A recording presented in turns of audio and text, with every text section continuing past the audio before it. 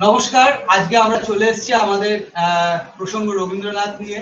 তো একটু যান্ত্রিক গোলযোগের ফলে একটু সমস্যা হয়ে গেছিল।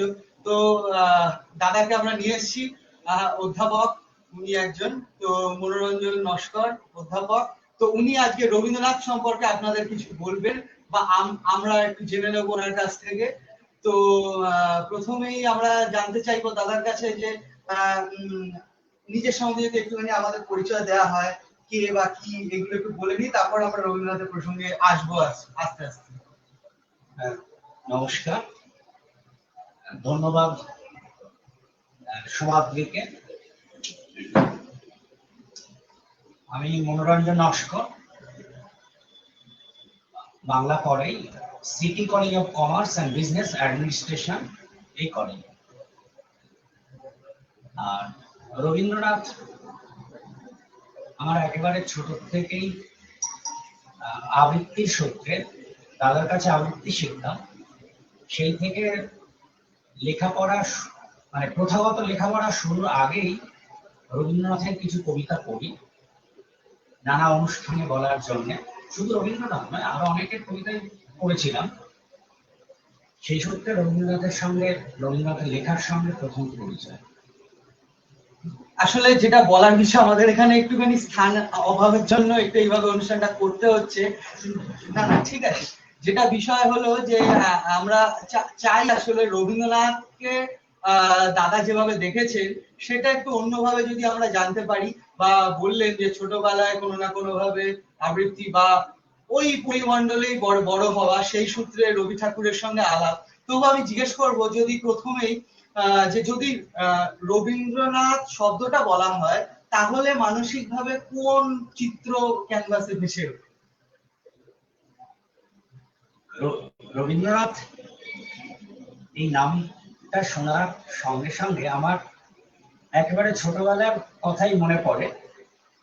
ঝোড়ো রাত বলে একটি কবিতা, তখন একদম গ্রামের একটা জায়গায় একটা ক্লাবে বলতে গিয়েছিলাম।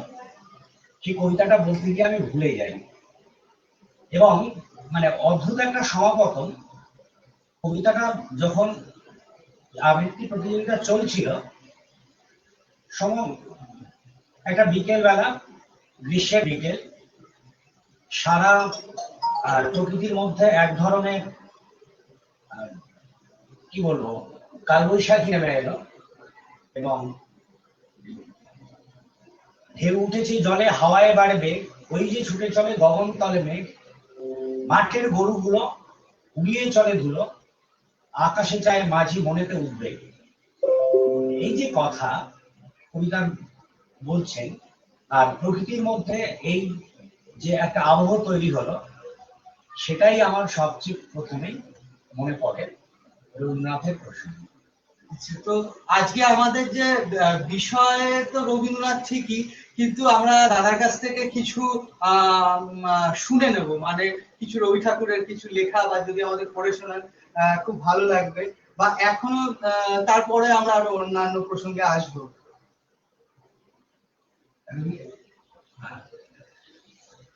রবীন্দ্রনাথের প্রবন্ধ পড়তে আমার খুবই ভালো লাগে, বিশেষত কালান্তর প্রবন্ধ সংকলনের বেশ কতগুলো প্রবন্ধ আমার ভালো লাগে। যে কোনো একটা প্রবন্ধ দিয়ে শুরু করে দিতে পারে।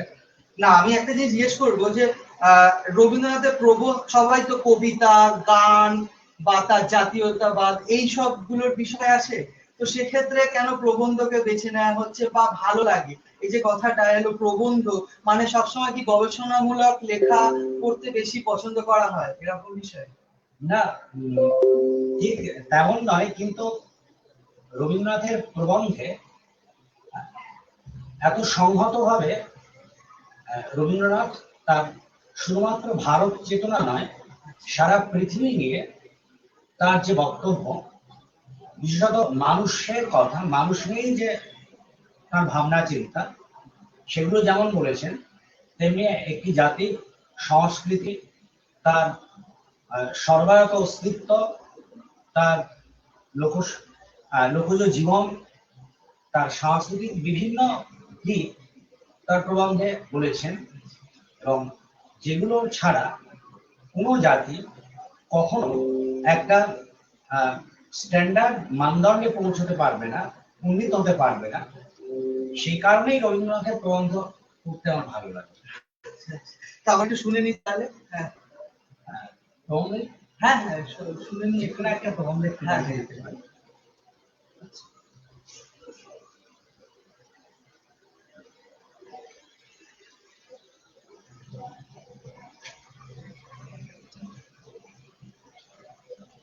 সভ্যতার সংকট 400।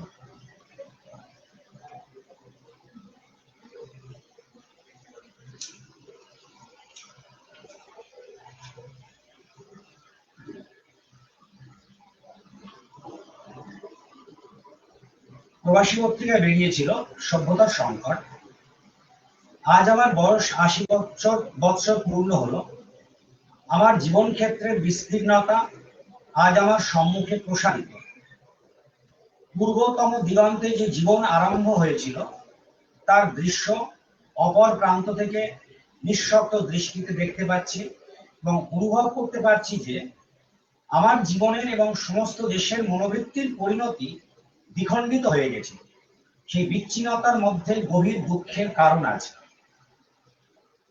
বৃহৎ মানব বিশ্বের সঙ্গে আমাদের প্রত্যক্ষ পরিচয় আরম্ভ হয়েছে সেদিনকার ইংরেজ জাতির ইতিহাসে। আমাদের অভিজ্ঞতার মধ্যে উদ্ঘাটিত হল একটি মহৎ সাহিত্যের উচ্চ শিখর থেকে ভারতের এই আগন্তুকের চরিত্র পরিচয়। তখন আমাদের বিদ্যালয়ের পথ্য পরিবেশনে প্রাচুর্য ও বৈচিত্র্য ছিল না। এখনকার যে বিদ্যা জ্ঞানের নানা ক্ষেত্র থেকে বিশ্ব প্রকৃতির পরিচয় ও তার শক্তির রহস্য নতুন নতুন করে দেখাচ্ছে, তার অধিকাংশ ছিল তখন নেপথ্যে অগোচরে। প্রকৃতি তত্ত্বে বিশেষজ্ঞদের সংখ্যা ছিল অল্পই। তখন ইংরেজি ভাষার ভিতর দিয়ে ইংরেজি সাহিত্যকে জানা ও উপভোগ করা ছিল মার্জিত মন্য বৈদগ্ধ্যের পরিচয়। দিন রাত্রি মুখরিত ছিল বার্কের বাগ্মিতায়, মেকলের ভাষা প্রবাহের তরঙ্গ ভঙ্গে। নিয়তই আলোচনা চলত শেক্সপিয়ারের নাটক নিয়ে, বায়রনের কাব্য নিয়ে এবং তখনকার পলিটিক্সে সর্বমানবের বিজয় ঘোষণায়। তখন আমরা স্বজাতির স্বাধীনতার সাধনা আরম্ভ করেছিলাম, কিন্তু অন্তরে অন্তরে ছিল ইংরেজ জাতির ঔদার্যের প্রতি বিশ্বাস। সেই বিশ্বাস এত গভীর ছিল যে এক সময় আমাদের সাধকেরা স্থির করেছিলেন যে এই বিজিত জাতির স্বাধীনতার পথ বিজয়ী জাতির দাক্ষিণ্যের দ্বারাই প্রশস্ত হবে। কেননা এক সময় অত্যাচার প্রপীড়িত জাতির আশ্রয়স্থল ছিল ইংল্যান্ডে। যারা স্বজাতির সম্মান রক্ষার জন্য প্রাণপণ করেছিল তাদের অকুণ্ঠিত আসন ছিল ইংল্যান্ডে। মানব মৈত্রীর বিশুদ্ধ পরিচয় দেখেছি ইংরেজ চরিত্রে। তাই আন্তরিক শ্রদ্ধা নিয়ে ইংরেজকে হৃদয়ের উচ্চাসনে বসিয়েছিলেন। তখনও সাম্রাজ্য মদমত্ততায় তাদের স্বভাবের দাক্ষিণ্য কলুষিত হয়নি।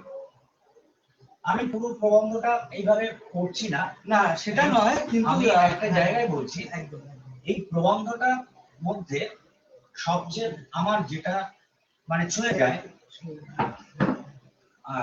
এই প্রবন্ধেই উনি বড় ইংরেজ এবং ছোট ইংরেজের কথা বলছেন। আমাদের ঔপনিবেশিক শাসন ব্যবস্থায় হাতিয়ার বলবো না, আমি বলছি ঔপনিবেশিক শাসন ব্যবস্থাকে এদেশে কার্যকর করতে যে ইংরেজরা ছিলেন তারা অত্যন্ত ছোট। তারা আমাদের কি ধরনের অত্যাচার করেছে উপনিবেশের মানুষের উপর সেই ইতিহাস তো কারো সংস্কৃতি মনস্ক মানুষেরই মাত্র জানা, অজানা নয়। এসব সত্ত্বেও প্রকৃত যা ইংরেজ, বড় ইংরেজ, তারা তাদের ঔদার্যে, তাদের একই সঙ্গে মানে কি অসীম তাদের চিন্তন শক্তি যেমন, তেমনি তাদের কর্মক্ষমতা, সেই কর্মক্ষমতা আমাকে বিশেষভাবে প্রাণিত করে। যে আজকের আমরা কিছুতেই আমরা আমাদের বাঙালি জাতিসত্তাকে নিয়ে কখনো ভাবি না। যে কোনো ভাবে কোনো একটা আশু বা তাৎক্ষণিক সাফল্য পেলেই আমরা যেন গদগদ হয়ে উঠি। কিন্তু বড় ইংরেজ যারা, তারা যেভাবে পরিশ্রম, মেধা, মনন, তাদের জাতিসত্তার প্রতি দায়বদ্ধতা নিয়েই তারা কাজ করত, সেই জায়গাটা রবীন্দ্রনাথ যেভাবে দেখিয়েছেন বড় ইংরেজের কথা বলে, সেটা আমার কাছে একটা অনুপ্রেরণার যোগ্য। এই প্রবন্ধটা এদিক থেকে আমাকে বিশেষভাবে আত্মনির্মাণের জায়গাকে অনেক বেশি সংহত করেছে। না, যেটা বিষয় হলো যে রবীন্দ্রনাথ ইংরেজ বিদ্বেষ যেভাবে দেখিয়েছেন, কিন্তু বিদ্বেষ বলবো না, উনি আসলে ভারতবর্ষকে বা নিজের দেশকে যেভাবে ভালোবাসতেন সেটাই হয়তো কোনো না কোনো জায়গায় গিয়ে প্রকাশ করতে চেয়েছেন বলে সভ্যতার যে সংকট সেই জায়গাটাকে উনি তুলে ধরার চেষ্টা করেছিলেন। তো এই বিষয়ে কি মনে হয় যে মানে কি উনি কি শুধু বিদ্বেষ দেখানোর জন্যই কাজ করেছিলেন, নাকি না নিজের দেশ যাতে এগিয়ে যেতে পারে সব দিক থেকে, এটার বিষয়ে উনি সমাধিকে ধন্যবাদ এই কারণে, মানে উনি বিদ্বেষ দেখিয়েছেন আমি এই কথাটা বলতে চাইছি না। আচ্ছা আচ্ছা, উনি দেখিয়েছেন কিভাবে উপনিবেশ দখলের লড়াইয়ে ইংরেজ আমাদের ভারতবর্ষ ছাড়া আফ্রিকাতেও যে ভয়ঙ্কর ভাবে তাদের উপর অত্যাচার করেছে, ইংরেজের মনোগঠনের যে অংশ এইভাবে মানুষকে মানুষ বলে গণ্য করেনি, মানুষকে অত্যাচার করেছে, মানুষকে তাদের শোষণের একটা উপাদান হিসেবে দেখেছে, সেই মানসিকতাকে উনি ঘৃণা করেছেন। তার জন্য আফ্রিকা কবিতা তো আমরা জানি যে দস্যু পায়ের কাঁটা মারা জুতোর তলায় বিভৎস কাদার পিণ্ড চিরচিহ্ন দিয়ে গেল তোমার অপমানিত ইতিহাস। কিংবা তা সত্ত্বেও কিন্তু রবীন্দ্রনাথ আফ্রিকার প্রতি কখনো আস্থা হারাননি। উনি বলে শেষ পর্যন্ত একদম শেষকালে বলছেন মানুষের জয়ের কথা দিয়ে শেষ করছেন। যে ইংরেজ বিদ্বেষের কথা বলছিলেন, ইংরেজ নয়, কোনো জাতির প্রতি কখনো কোনো বিদ্বেষ প্রসূত মনোভাব রবীন্দ্রনাথের ছিল না। রবীন্দ্রনাথ বরাবরই সর্বমানবের কথা বলেছেন, সর্বজনীন মানুষের কথা বলেছেন, বিশ্ব মানবতার কথা বলেছেন।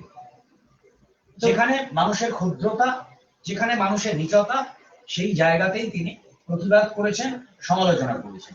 তার মানে কি আমরা বলতে পারি যে রবীন্দ্রনাথ শুধু ভারতবর্ষের নয়, উনি সারা পৃথিবীর মানুষের জন্য উনি কাজ করেছিলেন বলেই আজকে এমন একটা সময় আমরা এসে দাঁড়িয়েছি যেখানে মানুষ আজকে মানে উনি মারা যাওয়ার এত বছর পরেও 2021 সালে দাঁড়িয়েও এই অতিমারির সময় দাঁড়িয়েও মানুষ রবীন্দ্রনাথের কথা ভাবছেন বা ওনার প্রবন্ধ করছেন বা ওনাকে নিয়ে এখনো চিন্তা ভাবনা চলছে বা করছে। মানে বাঙালিরা কি এই দিক থেকে কি অনেক এগিয়ে যেতে পারলো? মানে রবীন্দ্রনাথ আমাদের পাশে ছিল বলে কি বাঙালিরা এগিয়ে যেতে পারছে, নাকি না বাঙালিরা পিছিয়ে পড়ছে? এইটা তো খুব গোলমেলে কথা। রবীন্দ্রনাথ আমাদের পাশে ছিলেন বলে বাঙালিকে এগিয়ে যেতে পারছে বা বাঙালি পিছিয়ে পড়ছে, এর এক কথায় সহজ সমীকরণ সম্ভব নয়। আজকে বলা যেতে পারে যে রবীন্দ্রনাথকে যদি যথাযথভাবে অনুশীলন করা যেত বা আমাদের ব্যক্তিগত জীবন চর্যায় রবীন্দ্রনাথকে আরো বেশি সততার সঙ্গে আমরা পড়তে পারতাম, আমাদের চিন্তার অনুধ্যানে রবীন্দ্রনাথকে শরিক করে নিতে পারতাম, তাহলে আমরা অনেক দূরে যেতে পারতাম। আজকে রবীন্দ্র বিমুখতাই এক ধরনের আমাদের যাপনের অংশ হয়ে গিয়েছে বৃহত্তর বাঙালির ক্ষেত্রে। কজন বাঙালি রবীন্দ্রনাথকে নাম শুনেছে? হয়তো রবীন্দ্র জয়ন্তী এই অনুষ্ঠানটা হয়তো পালন করার সূত্রে অনেক বাঙালি এই রবীন্দ্রনাথের নাম শোনেন, কিন্তু একটা বৃহৎ সংখ্যক মানুষের বাড়িতে রবীন্দ্রনাথের চর্চা হয় না। রবীন্দ্রনাথের কোনো বইও নেই। হয়তো তাদের বাড়িতে প্রচুর পোশাক আশাক আরো বিলাসী দ্রব্য আছে, একটা সঞ্চয়িতা কিংবা একটা সহজ পাঠ কিংবা যে কোনো একটা রবীন্দ্রনাথের যেগুলো বেশি চর্চিত হয় সেগুলো কিছু যে বই পাওয়া যাবে তা কিন্তু নয়। খুব কম লোকের বাড়িতে রবীন্দ্রনাথ আছে, মানে রবীন্দ্রনাথের লেখা বইপত্র রয়েছে। এমনকি আজকের যারা ছাত্রছাত্রী, যেগুলো স্নাতক স্তরে বা এমএ স্তরে পড়ানো হয়, রবীন্দ্রনাথের সিলেবাসের যে অংশ, মূল টেক্সট তো দূরের কথা, চোখে দেখে না, শুধুমাত্র যে অংশটুকু পাঠ্য সেই অংশটুকু হয় ডাউনলোড করে নেয়, নতুবা জেরক্স করে তারা কাজ চালিয়ে নেয়। একটা একটা প্রবন্ধ যদি পাঠ্য থাকে বা দুটি প্রবন্ধ পাঠ্য থাকে, সেই দুটো প্রবন্ধই পড়ে। বাকি সমস্ত সংকলনের প্রবন্ধগুলো যে পড়া উচিত একটা কালানুক্রমিক পরম্পরায়, সেই প্রবন্ধগুলো যে পড়া উচিত সেগুলো তারা ঘুণাক্ষরেও পড়ে না, কোনো মতে কাজ চালিয়ে নেওয়ার মতো পড়ে। তাই এইটুকু বলতে চাইছি, প্রচুর মানুষ যাদের এখনো শুধুমাত্র বেঁচে থাকার জন্য, লড়াই করার জন্য, জীবগত অস্তিত্ব বজায় রাখার জন্য বেশিরভাগ সময়টা জীবনে কেটে যায়, তাদের কাছে রবীন্দ্রনাথ আশা করা খুব মুশকিল। কিন্তু যারা রবীন্দ্রনাথের কে নিয়ে ভাববার জন্য মিনিমাম সময় পায়, অল্প হলেও সময় পায়, যাদের সামর্থ্য আছে, তারাও পর্যন্ত রবীন্দ্রনাথকে সেভাবে দেখে না। তাদের জীবনযাপনের অংশ তো দূরের কথা, তারা আশু প্রয়োজন, খুব সস্তা বিনোদন যাতে সাধিত হয়, সেই সব দিকেই তারা ঝোঁকে। রবীন্দ্রনাথকে তারা কখনো তাদের চিন্তার মধ্যে সেভাবে আনেনি। মানে খুব এখানে কি আমাদের যে আমরা যে বলি মধ্য মেধা বা এই প্রসঙ্গ বা এখনকার এই ওয়েব সিরিজ, মানুষ কি তাহলে ওই দিকে চলে যাচ্ছে, মানে ওই দিকে কি বেঁকে যাচ্ছে আস্তে আস্তে মানুষের রুচি, তাহলে বা বাঙালির রুচি কি তাহলে পরিবর্তন আসছে? মানে এই যে শুনলাম আমরা শুধু পরীক্ষায় নম্বর পাওয়ার জন্য যেটুকু দরকার সেটুকু জেরক্স করে শুধু সেটুকুই নোটস ভিত্তিক পড়াশোনা চলছে। সেভাবে তো আমরা তাহলে বাংলা ভাষা বা রবীন্দ্রনাথ কেন, বাংলা ভাষা কোনো কিছুই শিখতে পারবো না ভালো করে, বা তার গভীরে অন্তরে প্রবেশ করতে পারবো না। তো কি মনে হয় মানুষ তাহলে মধ্যমেধা যে বলছি, যে চটুল কতগুলো সিরিয়াল দেখানো হচ্ছে টিভিতে, তাই দেখে মানুষ অখণ্ড অবসর সেইগুলোই দেখে চলেছে, এই এখানে কি আমরা তার মানে রবীন্দ্রনাথের থেকে সামনে একটা পাঁচিল তৈরি করে নিয়েছি না নিজেদের জীবনে, যে আমরা বেশি জানবো না, আমাদের প্রবন্ধ জানা দরকার নেই, আমার দেশ চর্চা বা দেশভাগের কথা বা বিভিন্ন যে উপন্যাস বা ছোট গল্পের ভেতর দিয়ে নানা জায়গাগুলো তৈরি হয়েছিল, মানে মানে বাংলা ভাষাটা যে উনি একটা রূপ দিয়েছিলেন, মানে যেটা বঙ্কিমচন্দ্র থেকে শুরু হয়েছিল সেটাতে রবি ঠাকুর একটা রূপ দিয়েছিলেন, আধুনিক একটা রূপ। তো এইগুলোকে আমরা তাহলে প্রাচীর তুলে দিয়েছি, আমরা কি তাহলে এখন আমাদের বাংলাদেশ, আমাদের বাঙালিয়ানা সমস্ত কিছু ছেড়ে আমরা এখন ভারতবর্ষের নামে যে নতুন যে একটি তত্ত্ব, ধর্মতত্ত্ব, এইগুলোর দিকে ঢুকে পড়ছি গিয়ে? তোমার সমাধির প্রশ্নের মধ্যে অনেকগুলো প্রশ্ন এসছে। একটা এসছে মধ্য মেধা, দ্বিতীয় ব্যাপার হচ্ছে ভারত এই বাঙালিয়ানা, সেখান থেকে আমরা অন্যদিকে ঝুঁকছি। আমি একটা একটা করে একদম একদম। মধ্য মেধা এই শব্দটা নিয়ে শুনতে ভালো, কিন্তু মধ্য মেধার শব্দে আমার কোনো আস্থা নেই। মানুষের মেধার কম বেশি নিয়ে মোটামুটি 19-20 নিয়ে জন্মায়, তবে বুদ্ধিবৃত্তির জায়গায় এমন হতে পারে যে আইনস্টাইনের মতো লোকজন তারা একদম বিরল ব্যতিক্রমী কিছু বুদ্ধি নিয়ে জন্মান, কিন্তু আমজনতা বা সাধারণ জনগণ তারা 19-20 এই মেধা নিয়ে জন্মায়। এইবারে ব্যাপার হচ্ছে আমি কোন পরিবেশে মানুষ হচ্ছি, কোন পরিবেশের মধ্যে আমার চিন্তা, চেতনা, মনন এগুলো পরিচালিত হচ্ছে, লালিত হচ্ছে, তার উপর নির্ভর করে আমাদের মেধার সংগঠন। মেধা এইভাবে মধ্য বলে হয় না। অনেক বাবা মা বলেন যে আমার ছেলে মেয়ে প্রচুর বুদ্ধি, পড়ে কম, পড়তেই চায় না, কিন্তু তারা একবারও মনে করেন না, এটা ভাবেন না যে বুদ্ধিবৃত্তিকে যদি শানিত না করা হয়, অনবচ্ছিন্ন চর্চার মধ্যে দিয়ে যদি না যাওয়া হয়, তাহলে সেই বুদ্ধির যথাযথ বিকাশ হয় না। তুমি দেখো, মানে গ্রিস এবং রোম, প্রাচীন গ্রিস এবং রোম, যারা গ্রিস তো প্রায় নয় 2000টা দ্বীপের সমষ্টি এবং তাদের মধ্যে চারদিকেই তিন দিকেই প্রায় জলভাগ, এমন একটা দেশের কাছে আজও পর্যন্ত সারা পৃথিবী ঋণী। রোমের ইতালির কাছেও ঋণী তাদের শিল্প সংস্কৃতি চর্চা। তাহলে এখন আমরা বাস করছি 2021, আর তারও 2000 বছর আগে থেকে প্রায় 4500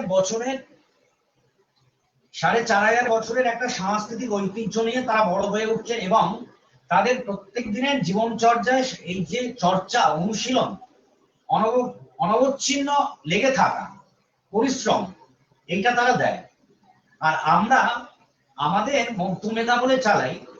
আমরা ওই ক্লাস 1 থেকে বিএমএ পর্যন্ত বা একটা চাকরির পরীক্ষায় পাশ করা অবধি, কিংবা আরেকটু যদি আমরা পিছিয়ে যাই, মানে প্রিপারেটরি থেকে এই পর্বটায় এইটুকু মাত্র পড়াশোনা করি, তারপরে আমরা পড়াশোনার কথা ভাবি না। আমি অনেক এমন আমার বন্ধু আছেন যারা মানে প্রথাগতভাবে শিক্ষকতার সঙ্গে যুক্ত, তাদের তো দেখি মানে সেইভাবে পড়াশোনার সঙ্গে আর সংস্রব নেই। বলছে এখন আর আগ্রহ থাকে না, সারাদিন পড়িয়ে। কিন্তু আমার যেটা বক্তব্য, যে প্রতি 500 জন ইহুদিদের মধ্যে একজন নোবেল পুরস্কার পান, আর আমাদের 139 কোটি 138 কোটি দেশে 6 জন বা 7 জন নোবেল পুরস্কার পেয়েছে। তাহলে এই 500 জন যারা জিউস, তাদের মধ্যে একজন নোবেল পুরস্কার পাচ্ছেন, তাহলে তারা কিভাবে তাদের মেধাটাকে, তাদের জাতীয় চেতনাকে, তাদের শ্রমকে, তাদের মর্যাদাকে ব্যবহার করছেন, সেটা আমরা একবারও কিন্তু চেষ্টা করি না নিজেদের ব্যক্তিগত জীবন যাপনে ভাবতে। এই যে মধ্যমেধার তুমি বললে, মেধার জায়গাটা মধ্য তো 19-20 থাকে। আমি মনে করি মেধাকে চিরম মানে অনবরত ভাবে চর্চার মধ্যে দিয়ে যেতে হয়, তাকে শানিত করতে হয়, সৎ ব্যক্তিগত জীবন চর্যায় তাকে নতুন করে নির্মাণ করতে হয়। না হলে খুব ভালো মেধা নিলেও আস্তে আস্তে সেটা ফসিল হয়ে যায়। তো তার মানে মেধা কোনো না কোনো সময় ফসিলের মতো রূপান্তরিত হয় বটে, কিন্তু আমার যে দীর্ঘ প্রশ্নগত যে আরো প্রশ্নগুলো ছিল সেগুলো নিয়ে একটু আরেকটা হ্যাঁ না, পয়েন্টটা ছিল যে আমরা কি তাহলে নিজেরাই পাঁচিল তুলে দিচ্ছি? রবীন্দ্রনাথের সামনে দাঁড়িয়ে শুধু পরীক্ষার নম্বর পাবো, এইটুকুই আমাদের কাম্য হয়ে দাঁড়াচ্ছে। এখন এখানে একটু অপ্রীতিকর শুনতে হলেও আমি বলবো, একজন শিক্ষার্থী তার প্রথম শিক্ষার জায়গা হচ্ছে তার পরিবার, তার মা বাবা বৃহত্তর অংশে, তারপরে তার পরিজন, আত্মীয় স্বজন, তারপরে স্কুল শিক্ষা, পাড়া, এইভাবে তার শিক্ষার চৌহদ্দি ক্রমশ বেড়ে যায়। আজকে আমরা দেখছি মানে বন্যায়নের যুক্তি শৃঙ্খলা আমাদের প্রতিটি দৈনন্দিনকে শাসন করছে। আমি কি পড়বো, আমি কি খাবো, আমি কি ধরনের জীবনযাপন করব, প্রতিনিয়ত এই বন্যায়নের যুক্তি শৃঙ্খলা, বিজ্ঞাপনী শিল্প আমাদের প্রত্যেকটা প্রহর যেখানে শাসন করছে, সেখানে বাবা মায়েরাই প্রায় বেশিরভাগই এক ধরনের অসংযমী ভোগাকাঙ্ক্ষা এবং মানে কি বলবো বস্তু অপচয়ের বদরোগে আক্রান্ত হচ্ছে। জীবনে দারিদ্র থাকতেই পারে, কিন্তু জীবন তো কোনোভাবে দরিদ্র নয়। আমি একবার মাত্র জন্মেছি, এই এক জন্মে আমার মেধা, আমার মনন, আমার অর্জিত শিক্ষা, আমি সেটা যদি যথাযথভাবে কাজে লাগাতে পারি, তাহলে কিন্তু আমি অনেক দূর পর্যন্ত যেতে পারি। পাঁচিল তুলে দেওয়া হচ্ছে, বাচ্চারা তো জানে না তাদের উপরে যারা আছেন বাবা মা অনেক অংশেই দায়ী, এবার তার বন্ধু বান্ধব, তার শিক্ষকেরা। আজকের প্রেরণা জাগানো প্রেম নেই আমাদের সামনে। ভালো শিক্ষক নেই বলবো না, ভালো শিক্ষক খুব কম, যারা মানে নিজের জীবন বিপন্ন করেও একজন ছাত্রকে অনেক দূর পর্যন্ত পৌঁছে দিতে পারেন, অন্তত পথটা দেখাতে পারেন। এমনও হতে পারে একজন শিক্ষক একজন ছাত্রের চেয়ে কম জানতে পারে, কিন্তু একজন শিক্ষক তিনি যে গাইড করবেন, যে প্রেরণা জাগাবেন, ইন্সপায়ার করবেন, এইটা কিন্তু তার কাছে প্রথম কাঙ্ক্ষিত। একজন শিক্ষকের কাছে, এই আমার কথা বলি, আমি কিন্তু কোনোদিন এই অধ্যাপনার জগতে আসতে পারতাম না। আমি 15 টাকা রোজে লোহার কারখানায় লিলুয়াতে কাজ করতাম। 1 ঘন্টা এক্সট্রা টাইম কাজ করলে 3 টাকা ওভার টাইমের জন্য আমাকে দিত। আমি 11 বেশ কয়েক মাস 11-এ ওঠার কয়েক মাস আমার এভাবে কেটেছে। কিন্তু একজন শিক্ষক, তার আদর্শ আমার মাথায় ছিল। তার নাম বিভূতিভূষণ দাস, অঙ্কের মাস্টারমশাই। তিনি আমাকে, আমি ক্লাস 8 অঙ্কে 3 পাই হাফ ইয়ারলি, অ্যানুয়ালে পাই 27।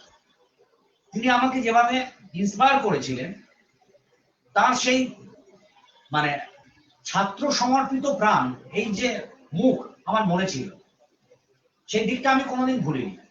তারপরে আমি আবার ওই পেশা থেকে ফিরে এলাম, ফল ব্যবসা করলাম। মেচুয়া থেকে ফল কিনে হাটে হাটে, গ্রামের হাটে হাটে, প্ল্যাটফর্মে।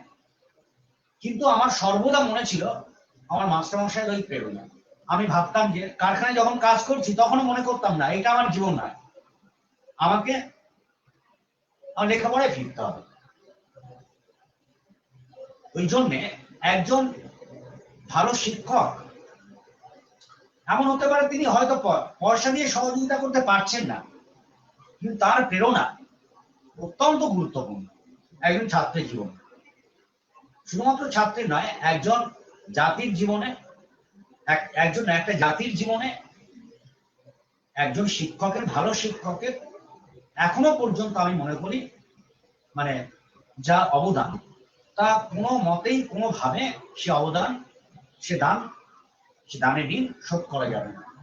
তো রবীন্দ্রনাথকেও কি তুমি তাহলে শিক্ষকের জায়গায় রাখবে, নাকি শুধু একজন অনুপ্রেরণাদায়ক ব্যক্তি? রবীন্দ্রনাথকে আমি একদম আমার জীবনে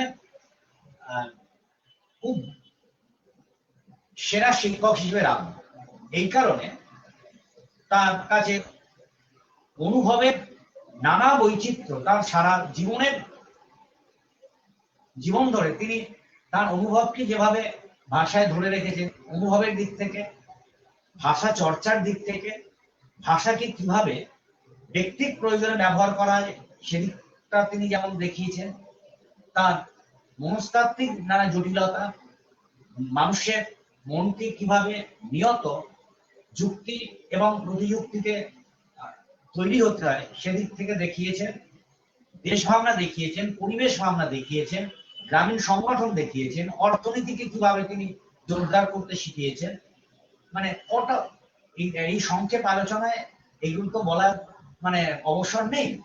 রবীন্দ্রনাথ আমার জীবনে অত্যন্ত গুরুত্বপূর্ণ একজন শিক্ষক। আমি রবীন্দ্র বিশেষজ্ঞ নই, বা সেটা আমার কখনো হয়তো সাধ্য নয়, কিন্তু আমি রবীন্দ্রনাথের মধ্যেই দিনে অন্তত একটা কবিতা হলেও, নতুন কবিতা হলেও রবীন্দ্রনাথের পড়ি, সেটা নিয়ে ভাবার চেষ্টা করি। খুব ভালো বিষয় যে এখনকার দিনে দাঁড়িয়েও একজন অধ্যাপক বলছেন যে হয়তো আমরা আশাহত হচ্ছি আমাদের ছাত্রছাত্রীদের কাছ থেকে, কিন্তু আমরা হাল ছাড়ছি না। আমিও যেমন একটি দারিদ্রতা বলি, আমি কখনো ছাত্রছাত্রীর প্রতি আশাহত নই। আমি কমার্স কলেজে পড়াই, সেখানে বাংলা সাহিত্য পড়ানোর অবকাশ খুবই কম। এর আগে যখন আমি 7 বছর নামার সন্ধ্যা কলেজে পড়িয়েছিলাম, সেখানে অনার্স পড়াতাম। আমার সাহিত্য পড়ানোর এই কলেজে অবসর কম, 100 নাম্বার তো আছে, সেটা হচ্ছে কম্পালসারি বাংলা। কিন্তু তার মধ্যেও আমি চেষ্টা করি ছাত্রদের কিভাবে সাহিত্যের প্রতি আগ্রহটা তৈরি করা হয়, করানো যায়, সেদিকে মুখ ফেরানো যায়। এমনও হয়েছে, আমি এই কলেজে 6 বছর হতে চললো, 5.5 বছর হয়েছে, যারা পাস করে চলে গিয়েছে, রাস্তায় দেখা হলো, তারাও পর্যন্ত ক্লাসের কথা বলে পুরনো দিনের। এমন একজন ছাত্র যে এটা সে কমার্স পড়েছে এবং পরবর্তীকালে গান বাজনা নিয়ে এবং বিশেষত সে নাটক চর্চা নিয়ে অনেক দূর এগিয়েছে। তার নামটা এই মুহূর্তে মনে পড়ছে না। মুম্বাইতে সে একটা নাটকের দলও করেছে। মানে ছাত্রছাত্রীদের প্রতি কখনো আমি আস্থা হারাইনি। আমি জানি ঠিকঠাক ভাবে তাদের যদি আমি কেন পড়ছি এই বিষয়টা এবং কি পড়ছি, কেন পড়ছি এবং কেন পড়বো এই বিষয়টা জানাতে পারি, তাহলে সিলেবাসের বাইরেও তারা রবীন্দ্রনাথকে অনেক একাত্ম করে জানতে পারে। আর এটা এটা আমার মনে হয়েছে। ঠিক ঠিক না, ঠিকই তো। কিন্তু যেটা হচ্ছে কি, আমরা কি তার মানে এটুকু বুঝতে পারি যে আমার ভেতর একটা দারিদ্রতা ছিল, আমার ভেতর একটা অভাব ছিল, সেই অভাব পূরণে রবীন্দ্রনাথ এসে হাজির হলেন, বা কোনো না কোনো জায়গায় হয়তো উনি রয়েছেন বা আসছেন। কিন্তু যদি আমার ভেতর দারিদ্রতা না থাকতো, আমার সোনার থালা নিয়ে জন্ম হতো, বা আমি বিশাল একটা পরিবার, ইংরেজি মিডিয়াম স্কুল যেখানে বাংলা পড়তে হচ্ছে না, তাহলে রবীন্দ্রনাথ আমার কাছে আসবে না। দেখো, আমি ইংরেজি মিডিয়াম স্কুল নিয়ে বলতে পারবো না এই কারণে, ইংরেজি মিডিয়াম স্কুল নিয়ে বলতে পারবো না, ইংরেজি মিডিয়ামে পড়া স্কুলের ছাত্রছাত্রীদের মানসিকতা নিয়ে এই কারণে বলতে পারবো না, আমি তাদের জানি না। কেননা সত্যমূল্য না দিয়ে জীবনের খ্যাতি করা চুরি, ভালো নয় ভালো নয়, নকল সে শৌখিন মজদুরি, রবীন্দ্রনাথের কথাই বলি। তার কারণ তারা কিভাবে ভাববে আমি বলতে পারবো না। কিন্তু আমি এইটুকু বলি, দারিদ্র নিয়ে জন্মানো বা ঐশ্বর্যের মধ্যে জন্মানো এই নিয়ে নয়। একজন লেখক কেন প্রাসঙ্গিক, কেন তাকে পড়ব, তার চিন্তার মূল সূত্রগুলো কি কি, সেগুলো যদি আমাদের শৈশবে অন্তত সামান্যতম জানানোর অবকাশ তৈরি করে না দেওয়া হয়, তাহলে কিন্তু একজন ছাত্র বা শিক্ষার্থী কোনোদিন জানবে না।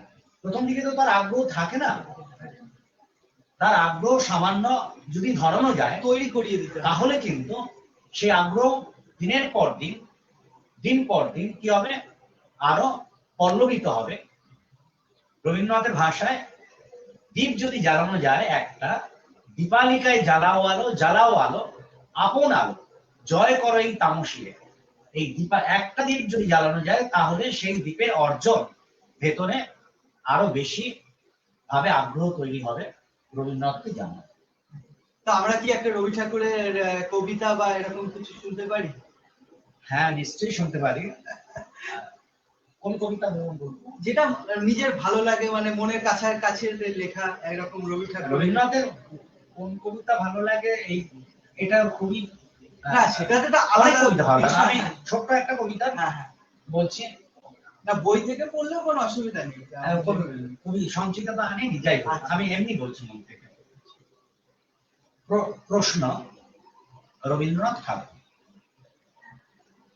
ভগবান, তুমি যুগে যুগে দূত পাঠাইছ বারে বারে দয়াহীন সংসারে।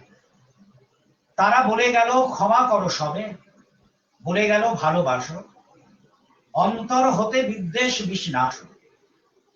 বরণীয় তারা, স্মরণীয় তারা, তবু বাহির দ্বারে আজি দুর্দিনে ফিরানো তাদের ব্যর্থ নমস্কারে। আমি যে দেখেছি গোপনে হিংসা কপট রাত্রি ছায়ে হেনেছে নিঃসহায়ে। আমি যে দেখেছি প্রতিকারহীন শক্তের অপরাধে বিচারের বাণী নীরবে নিভৃতে কাঁদে। আমি যে দেখিনু তরুণ বালক উন্মাদ হয়ে ছুটে কি যন্ত্রণায় মরেছে পাথরে নিষ্ফল মাথা বুকে। কণ্ঠ আমার রুদ্ধ আজিকে বাঁশি সঙ্গীত হারা, অমাবস্যার কারা লুপ্ত করেছে আমার ভুবন দুঃস্বপনের তলে। তাই তো তোমায় শুধাই অশ্রু জলে, যাহারা তোমার বিষাইছে বায়ু, নিভাইছে তব আলো, তুমি কি তাদের ক্ষমা করিয়াছ, তুমি কি বেসেছ ভালো। ঠিক ঠিক ঠিকই তো।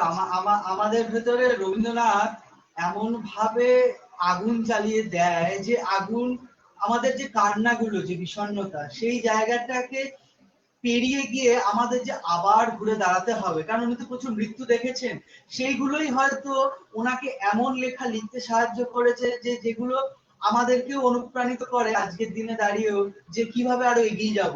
হয়তো করোনা কাল, হয়তো আমাদের অতিমারিতে অনেক মানুষের মৃত্যু দেখছি, প্লাস্টিক বন্দি, কিন্তু সেই সময় দাঁড়িয়েও কিন্তু মৃত্যুঞ্জয় কবিতাটা যে সকলের মাথায় কোনো না কোনো এক সময় এসেছে রবি ঠাকুরের, এইটুকু তো আমরা আশা করতেই পারি। যে সময় কোনো ওষুধ ছিল না, টিকা ছিল না, মানুষ খালি হাহাকার করছিল, মারা যাচ্ছিল, অক্সিজেন নেই, সেই সময় দাঁড়িয়ে মানে মৃত্যুঞ্জয় কবিতাটা মানুষের মধ্যে নিশ্চয়ই কোনো না কোনো সময় এসে কোনো না কোনো ভাবে আঘাত করেছে, বা তার তার মনের ভেতরে সেটা দাগ কেটেছে, বা এরকম একটা প্রতিফলিত হয়েছে। হ্যাঁ, শুধুমাত্র মৃত্যুঞ্জয় কবিতা কেন, মানে রবীন্দ্রনাথের জীবনে এত এত পরপর মৃত্যু ঘটেছে আত্মীয় পরিজনের, হ্যাঁ, প্রায় মৃত্যুর মিছিল বলা যেতে পারে। আর সমস্ত কিছু তার লেখায়, গল্পে, গানে, ছোট গল্পে, কবিতায় নানাভাবে এসছে। মানে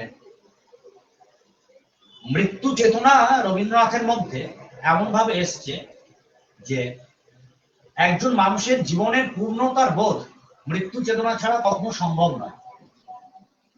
রবীন্দ্রনাথের এমন কবি বা এমন ভাষা শিল্পী যিনি একই সঙ্গে মৃত্যু চেতনার এই যে বোধ, এইটা তিনি পাঠককে তার নানা সংরূপের মাধ্যমে তিনি দেখিয়েছেন।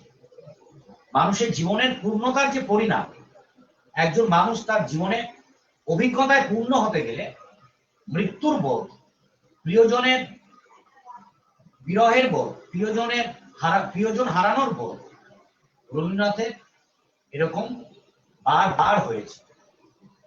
রবীন্দ্রনাথের জীবনে মৃত্যুর ঘটনা প্রচুর। সুতরাং জীবনের পূর্ণতার পরিণাম যদি অর্জন করতে হয়, রবীন্দ্রনাথের মৃত্যু চেতনার কবিতা, মৃত্যু চেতনার গল্প, গান, এগুলো তো করতেই হবে। হ্যাঁ, আমি যদি বলি যে প্রেম পর্যায়, পূজা পর্যায়, মানে কোন কোন পর্যায়টাকে বেশি প্রাসঙ্গিক এখন লাগছে, মানে এই বয়সে, কারণ রবীন্দ্র ঠাকুর তো বয়সের সাথে সাথে বদলে বদলে যায় মানেগুলো, মানে এই বয়সে দাঁড়িয়ে অধ্যাপনা করতে গিয়ে বা যে যে সময়টা রয়েছে, কোন জায়গাটা বেশি ভালো লাগছে? মানে রবি ঠাকুর শুধু বদলে বদলে যান না, একজন, হ্যাঁ, রবি ঠাকুরকে দেখার ভঙ্গিটা একটা, হ্যাঁ আমি সেটাই বলছি, হ্যাঁ, মানে যে কোনো সৎ লেখকের, যে কোনো কালোত্তীর্ণ সাহিত্য, মানে প্রত্যেকবারেই পাঠটা আমার আলাদা হবেই, মানে হতে পারে। হয়তো আজকের পড়ছি যে মানেটা হচ্ছে, যে ব্যঞ্জনাটা আমি মনের মধ্যে অনুভব করছি বা আমার মনের মধ্যে উঠে আসছে, 2 বছর পরে পড়লে বা 2 দিন পরে পড়লে, কিংবা আমার মনটা হয়তো খারাপ আছে, অন্য বাইরের ঘটনা আন্দোলিত, সেই রকম পরিস্থিতিতে পড়লে হয়তো তার আলাদা একটা তাৎপর্যগত উপলব্ধি তৈরি হতে বাধ্য। এমনকি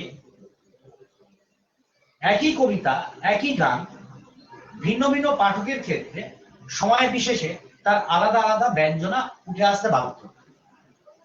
আবার আমি যদি এখন সাহিত্য বিশ্লেষণে বা সাহিত্য আস্বাদনের একটা দিক হয়েছে তাত্ত্বিকতার দিক থেকে, তত্ত্ব, মানে বিভিন্ন পশ্চিমী তাত্ত্বিক দৃষ্টিকোণ থেকে সাহিত্যকে মূল্যায়ন করার দিক, সেক্ষেত্রে যারা তত্ত্ব নির্ভর আলোচনা করবেন তাদের ক্ষেত্রে আরো একাধিক ব্যঞ্জনা স্তর বেরিয়ে আসবে। সেই কারণে এই নয় যে রবীন্দ্রনাথ এই অধ্যাপনার সূত্রে, পড়ানোর সূত্রে রবীন্দ্রনাথের পাঠ বদলে বদলে যাচ্ছে, এমন নয়। রবীন্দ্রনাথ আমার মনের অস্তিত্বের উপর, আজকের কি মনে আছে, বা আমি 2 দিন পরে একটা কবিতা পড়ছি, সেদিন আমার মনের অবস্থা কেমন, বাইরের কোন কোন ঘটনা আমাকে কিভাবে আন্দোলিত করছে, তার উপর নির্ভর করে বেশিরভাগ ক্ষেত্রে কোনো একটা টেক্সট আমি কিভাবে আস্বাদন করবো তার উপর। আর কোন পর্যায়টাকে বেশি মানে কাছের মনে হয়, প্রেম, পূজা, মানে কোন জায়গাটাকে বেশি কাছের মনে হয়? মানে রবি ঠাকুরের তো বিভিন্ন ভাগ আমরা করেছি আমাদের বিভিন্ন সময়ে। দেখো, প্রেম পূজা এইভাবে আমি বলতে চাইছি না, এই কারণে প্রেম যখন পূজায় উত্তীর্ণ হয়ে যায় তখন আমরা আমাদের সমস্ত সত্তা সমর্পণ করি। যারে বলে ভালোবাসা তারে বলে পূজা। প্রেম যদি পূজায় উত্তীর্ণ হয়ে যায় তখন আমরা নিজেকে সমর্পণ করি, যাকে আমরা শ্রদ্ধা করি, যাকে আমরা পূজার আসনে বসাই, আমাদের সমস্ত অস্তিত্বই আমরা তাকে অর্ঘ্য হিসেবে দিল। সেক্ষেত্রে আমি বলবো প্রেম পর্যায়ে গানগুলোর যেমন গুরুত্ব পূজা অংশে, তেমন একই গুরুত্ব কোনোটা কারোর সঙ্গে আলাদাভাবে যায় না, বরং বলা যেতে পারে একে অন্যের পরিপূরক। এভাবেই আমি দেখি। একদম। তো আমরা কি একটু ছোট মানে রবীন্দ্রনাথের যে ছোট গল্পের ধারা বা আদর্শ ছোট গল্প বা ছোট প্রাণ ছোট ব্যথা ছোট ছোট দুঃখ, এই যে বিষয়গুলো রয়েছে এগুলো নিয়ে আমরা কিছু জানবো আজকে? নিশ্চয়ই জানাতে পারি, আমার মতো করেই জানাচ্ছি। একদম একদম। না আমি তো চাইছি যে মানে তুমি যেভাবে জিনিসগুলোকে দেখো সেইটাই আমরা জানতে চাইছি, মানে দেখো মানে রবীন্দ্রনাথকে দেখা হয়। বর্ষা যাপন কবিতায় সরে যাচ্ছে, পিছিয়ে গেলে মনে হয় একটু পিছিয়ে গেলে। রবীন্দ্রনাথের ছোট গল্প প্রসঙ্গে বেশিরভাগ সমালোচক, মানে বাঙালি সমালোচক, রবীন্দ্রনাথের বর্ষাযাপন বলে একটি কবিতা, তার কতগুলো পংক্তিকে ছোট গল্পের সংজ্ঞা হিসেবে চালানোর চেষ্টা করেন। সংজ্ঞাটা কিরকম লাইনগুলো, যে ছোট প্রাণ ছোট ব্যথা ছোট ছোট দুঃখ কথা, নিতান্তই সহজ সরল, সহস্র বিস্তৃতি রাশি প্রত্যহ যেতেছে ভাসি, তারই দু চারিটি অশ্রুজল, নাহি বর্ণনার ছটা ঘটনার ঘন ঘটা, নাহি তত্ত্ব নাহি উপদেশ, অন্তরে অতৃপ্তি রবে সাঙ্গ করি মনে হবে, শেষ হলে হইল না শেষ। রবীন্দ্রনাথ একটা লঘু কবিতায় সনাতনী কাব্যগ্রন্থে বর্ষাযাপন কবিতায়, আমি যদি ভুল না করি 1887 খ্রিস্টাব্দে সম্ভবত কবিতাটা লেখা, মোটামুটি ওই সময় পড়বে। তা এই কবিতার এই পংক্তিগুলোকে বাঙালি সমালোচকরা চালানোর চেষ্টা করেন। কিন্তু ছোট গল্পের প্রথম সংজ্ঞা দেওয়ার চেষ্টা করেছিলেন এডগার অ্যালান পো। ন্যাথানিয়েল হথর্ন এর টুয়াইস টোল্ড টেলস এই গল্প সংকলনের আলোচনার সূত্রে সেখানে ছোট গল্পের সংজ্ঞা তিনি দিচ্ছেন। সেখানে বলছেন যে প্রোজ ন্যারেটিভ হতে হবে, গদ্যে লেখা। তা রবীন্দ্রনাথের এই যে কবিতার লাইনগুলো, পংক্তিগুলো উদ্ধৃতি দিয়ে বলা হচ্ছে, এইগুলো অনেকটা ভুল অংশ। আমি একদম ধরে ধরে দেখাবো। তার আগে বলি যে ছোট প্রাণ, প্রসঙ্গত বলে রাখি, আমার এই আলোচনাটা আমি বুঝতে পেরেছি প্রথম অধ্যাপক, বিখ্যাত সমালোচক সুমিতা চক্রবর্তী তার ছোট গল্পের বিষয় আশয় গ্রন্থে সাহিত্যে ছোট গল্প নামক একটি প্রবন্ধ, সেই প্রবন্ধ থেকে পড়ে আমার এই বোধটা হয়েছে, প্রথম চোখ খুলল। সেটা প্রায় 20 বছর আগে উনি লিখেছিলেন প্রবন্ধটা 1987 সালে। সেখানে উনি বলছেন যে ছোট প্রাণ ছোট ব্যথা ছোট ছোট দুঃখ কথা, নিতান্তই সহজ সরল। রবীন্দ্রনাথের এই কথাটি ধরে ছোট প্রাণের জায়গায় মহৎ প্রাণ হতে পারে ছোট গল্পের কেন্দ্রীয় অবলম্বন, ছোট ব্যথার জায়গায় বড় ব্যথাও হতে পারে। ছোট ছোট দুঃখ কথা নিতান্তই সহজ সরল। ছোট ছোট দুঃখ কথা যে হতেই হবে তা নয়, ছোট দুঃখের জায়গায় বড় দুঃখ হতে পারে। আর নিতান্তই সহজ সরল, আমি দু একটা গল্পের উদাহরণ, যে অপ্রকৃতিস্থ বৃদ্ধ একটা বাচ্চা ছেলেকে তার জ্যান্ত মাটিতে পুঁতে রাখছে। এইটা যদি বড় ব্যথা না হয় তাহলে কাকে বলবো বড় ব্যথা? তারপরে এই গল্পটা নেওয়া হচ্ছে ক্ষুদিত পাষাণ। আবার যদি ধরা হয় যে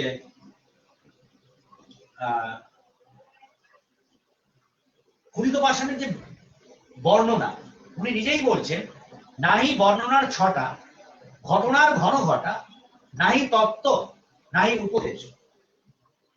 এমন নয় যে ছোট গল্পে কোনো তত্ত্ব থাকবে না, তত্ত্ব থাকতে পারে। যেখানে কোনো একটা তত্ত্বের ব্যঞ্জনাটাই তুলে ধরা সেই গল্পের কেন্দ্রীয় অবলম্বন হচ্ছে, সেখানে তত্ত্ব গল্পের কেন্দ্রীয় বিষয় হতেই পারে।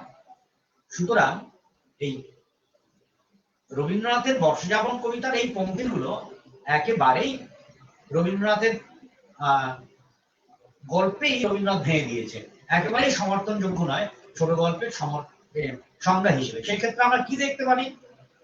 সেক্ষেত্রে আমরা নারায়ণ গঙ্গোপাধ্যায় যেখানে বলেছেন যে ছোট গল্প হচ্ছে 1956 খ্রিস্টাব্দে তার সাহিত্যের ছোট গল্প বলে একটি বই আছে, সেখানে বলছে ছোট গল্প হচ্ছে একক প্রকৃতিজাত একটি সংক্ষিপ্ত গদ্য কাহিনী, ভাষার বর্ণনা থাকবে এবং যার একতম প্রকৃতি, সিঙ্গেল ইমপ্রেশনের কথা বলছেন। একটা মাত্র কোনো অনুভব, সেই একটা মাত্র কোনো অনুভবকে গল্পের মধ্যে ব্যঞ্জিত করতে হবে, সিঙ্গেল ইমপ্রেশন সেইটা। এবং সেক্ষেত্রে কতগুলো বৈশিষ্ট্য পরবর্তীকালে আমরা দেখতে পারি যে এক হচ্ছে ছোট গল্পের ভাষা হবে অত্যন্ত ছোট গল্পের ভাষা হবে বাহুল্য বর্জিত, ছোট গল্পে হবে ঋজু গতি, একমুখী,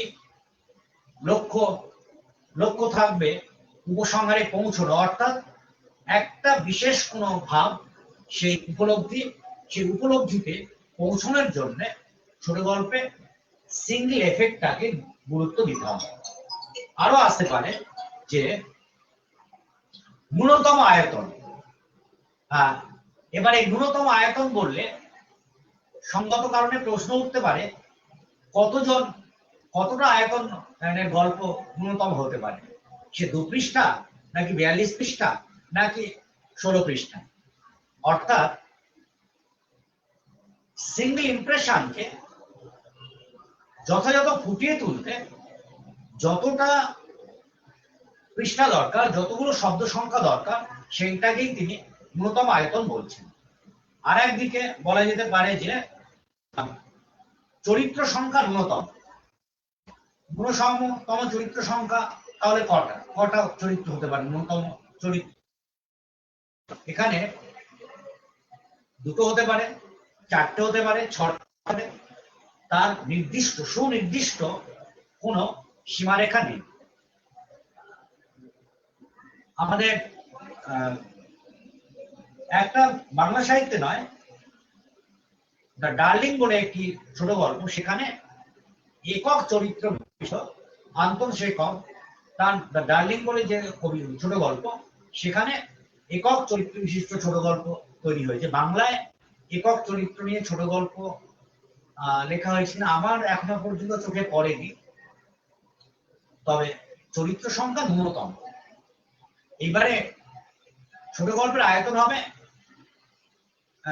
খুব বাহুল্য বর্জিত। সেখানে কেউ হয়তো বলতে পারেন যে বর্জিত কোন সীমারেখাকে অতিক্রম করলে বাহুল্য বর্জিত আমরা বলবো।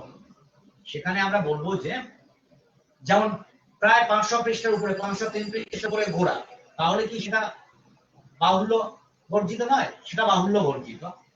শিল্পের প্রয়োজনে এই একতম বক্তব্যকে ফুটিয়ে তোলার জন্য যতটুকু আয়তন দরকার, যে কটা চরিত্র দরকার, যে ভাষা দরকার, সেটুকু যদি ঠিক হয়, সেটাই হবে বাহুল্য বর্জিত।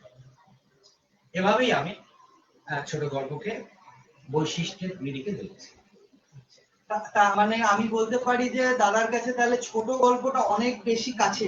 উপন্যাস, রবি ঠাকুরের যে উপন্যাস বা নাটক, তার থেকে ছোট গল্পটা অনেক বেশি কাছে টানে। না, আমি তা বলবো না। ছোট গল্প যেমন টানে, উপন্যাস সহ কোনো অংশে তার চেয়ে কম টানে না। ছোট গল্পের মধ্যে বিষয়গত অনেক বৈচিত্র্য রয়েছে। মানে একজন টোটাল মানুষের নানা স্তরে, বিশেষত পূর্ববঙ্গে থাকাকালীন যে অভিজ্ঞতা, সেখানকার নানা বিষয়, প্রকৃতির বিষয়, মানুষের সংকটের বিষয়, মনস্তাত্ত্বিক সংকটের বিষয়, নারীর সংকটের বিষয়, ভাষা, তারপরে অতিপ্রাকৃত ব্যাপার, নানা দিক থেকে তার ছোট গল্পের ভাষা টানে। এবং উপন্যাস তো অনেক দিক থেকে টানে। মানে এই বলবো না ছোট গল্পের আমি মানে ভক্ত। রবীন্দ্রনাথের আমি কিছু ছাড়ছি না, আমি কবিতাও ভালোবাসছি, গানও ভালোবাসছি, ছোট গল্পও ভালোবাসছি, উপন্যাস, মানে কোন দিক ছেড়ে কোন দিক ধরবো, এটাই এখন অবস্থা নাকি? আমি তো আমার তো সেই রকমই। হ্যাঁ, মানে যারা রবি ঠাকুরকে অন্তর থেকে ভালোবাসে হয়তো তার কাছে তাই, মানে সে কোনো দিকটাকেই ছাড়তে না, পারে না। আমি ভালোবাসি মানে এই নয় যে প্রশ্নহীন আনুগত্যে তা যদি কোথাও সীমাবদ্ধতা থাকে সেগুলোকে এড়িয়ে গিয়ে ভালোবাসবো। আমি ভালোবাসি মানে একই সঙ্গে তার সমালোচনার যোগ্য জায়গাগুলোকে যেমন ধরবো, তেমনি সেগুলোকে অতিক্রম করে শেষ পর্যন্ত তার গল্প বা তার যে কোনো ভাষা সংগ্রহ থেকে যা পাচ্ছি তার সবটা মিলিয়ে তাকে ভালোবাসি। আমি মুগ্ধতা থেকে রবীন্দ্রনাথকে ভালোবাসি। আমি সত্য মূল্যে, আমার মতো করে সত্য মূল্যে আমার যেটুকু সাংস্কৃতিক অর্জন, জীবন যাপনের অর্জন, সেই জায়গা থেকে রবীন্দ্রনাথকে যেখানে দেখি সেই জায়গা থেকে আমি রবীন্দ্রনাথকে ভালোবাসি। আমি প্রথা সিদ্ধ অনেকের মতো রাবীন্দ্রিক মুগ্ধতা থেকে বলবো না যে রবীন্দ্রনাথের কোনো কিছু খারাপ হতে পারে না। রবীন্দ্রনাথের এই জায়গায় মানে কোনো সংরূপে যদি কোনো দুর্বলতা থাকে আমি নিশ্চয়ই বলবো সেই জায়গাটা দুর্বলতা রয়েছে। হ্যাঁ, আমি রবীন্দ্রনাথকে আর আমরা তো আমাদের অনুষ্ঠান প্রায় শেষের দিকে এসেছি, শেষের দিকে আমি জিজ্ঞেস করবো যে যে দেশাত্মবোধ রবীন্দ্রনাথ ঠাকুরের ভেতর ছিল, মানে সে বহির্বিশ্বের কাছে গিয়েও যে দেশের কথা বলেছেন বা নাইট উপাধি ত্যাগ করেছেন বা নানা বিষয়ে গান্ধীজির সাথে কথা বলেছেন, বিভিন্ন রাজনৈতিক নেতারাও তার কাছে গেছেন বিভিন্ন সময়। তো এই জায়গাটা থেকে দাঁড়িয়ে আজকের দিনে যদি আমরা আমাদের রাজনৈতিক দৃষ্টিপটে বা দেশের নিরিখে দেখি, তাহলে কিভাবে রবীন্দ্রনাথকে দেখা, মানে আমাদের কিভাবে আরো ভালো করে দেখা উচিত বা কি শেখা উচিত বা কি করলে আমাদের দেশ আরো এগিয়ে যেতে পারবে? আমি প্রথম বলবো যে খুব ভালো করে রবীন্দ্রনাথের রাষ্ট্রনৈতিক মত সম্পর্কে জানা দরকার। দেশ মানে তো শুধু একটা নির্দিষ্ট ভূখণ্ড নয়, দেশ মানে কিছু জনগণ নয়, দেশ মানে একটা ভূখণ্ডে বাস করা যে জনসমষ্টি, তার সঙ্গে আমি কিভাবে একাত্ম হতে পারছি, আমার ব্যক্তিক অস্তিত্বের সঙ্গে আমি আমার ভৌগোলিক অস্তিত্ব এবং জনগণকে নিয়ে কিভাবে আমার সত্তার অংশ হিসেবে অনুভব করছি, সেই নিয়ে আমি দেশাত্ম বোধের ধারণা গড়ে নিচ্ছি। আজকে যারা রাষ্ট্র শাসন করছে, যারা দেশ চালনা করছে, তাদের খুব ভালো করে রবীন্দ্রনাথের রাষ্ট্রনৈতিক চিন্তা ভাবনা পড়া দরকার। কিন্তু সে সময় বড় ভয়ঙ্কর কঠিন। আজকের আমরা খুব অব্যবস্থার মধ্যে দিয়ে, আত্মপ্রবঞ্চনার মধ্য দিয়ে, আমরা আত্মক্ষয়ের মধ্য দিয়ে যাচ্ছি। আর এত গভীরভাবে আমরা করুণ আত্ম অপচয় করছি, আমরা একবার ভাবছি না। আমি রবীন্দ্র ভাবনা দূরে রাখছি, আমরা নিজেদেরকে কি নিয়ে ভাবছি। প্রথম তো আমার আত্মতার বোধ করা দরকার। আমার আত্মতার উপলব্ধিতে রবীন্দ্রনাথ কিভাবে আসছেন সেই জায়গাটা তো আমরা ভাববো।